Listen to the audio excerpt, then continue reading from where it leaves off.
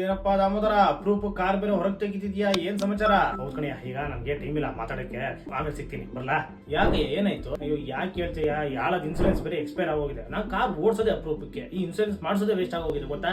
ಅಲ್ಲ ಕಣಯ್ಯ, ಮತ್ತೆ ನಿನ್ ಕಾರ್ ಸ್ವಿಚ್ ಆಫ್ ಇನ್ಸೂರೆನ್ಸ್ ತಗೋಬೇಕು ತಾನೆ? ಏನೇ ಮೊಬೈಲ್ ಸ್ವಿಚ್ ಆಫ್ ಮಾಡ್ಕೋಬೇಕಾ? ಅದು ಮೊಬೈಲ್ ಸ್ವಿಚ್ ಆಫ್ ಅಲ್ಲ ಕಣಯ್ಯ, ಕಾರ್ ಇನ್ಸೂರೆನ್ಸ್ ಸ್ವಿಚ್ ಆಫ್ ಅಂತ. ಈಗ ಕಾರ್ ಯೂಸ್ ಮಾಡೋ ಟೈಮಲ್ಲಿ ಸ್ವಿಚ್ ಆಫ್ ಮಾಡ್ಕೋಬಹುದು, ನಿನ್ ಕಾರ್ ಯೂಸ್ ಮಾಡದಿರೋ ಟೈಮಲ್ಲಿ ಸ್ವಿಚ್ ಆಫ್ ಮಾಡ್ಕೋಬಹುದು. ಮತ್ತೆ ನೀವೆಲ್ಲ ಔಟ್ ಆಫ್ ಸ್ಟೇಷನ್ ಹೋಗಿದ್ರು ಕೂಡ ನಿನ್ ಕಾರ್ ಇನ್ಸೂರೆನ್ಸ್ ನ ಸ್ವಿಚ್ ಆಫ್ ಮಾಡ್ಕೋಬಹುದು. ಮತ್ತೆ ಇನ್ಸೂರೆನ್ಸ್ ನ 24 ಗಂಟೆವರೆಗೆ ಏನಾದ್ರು ಸ್ವಿಚ್ ಆಫ್ ಮಾಡ್ಕೊಂಡಿದ್ರೆ ನಿಮಗೆ ರಿವಾರ್ಡ್ ಪಾಯಿಂಟ್ಸ್ ಕೂಡ ಸಿಗ್ತವೆ.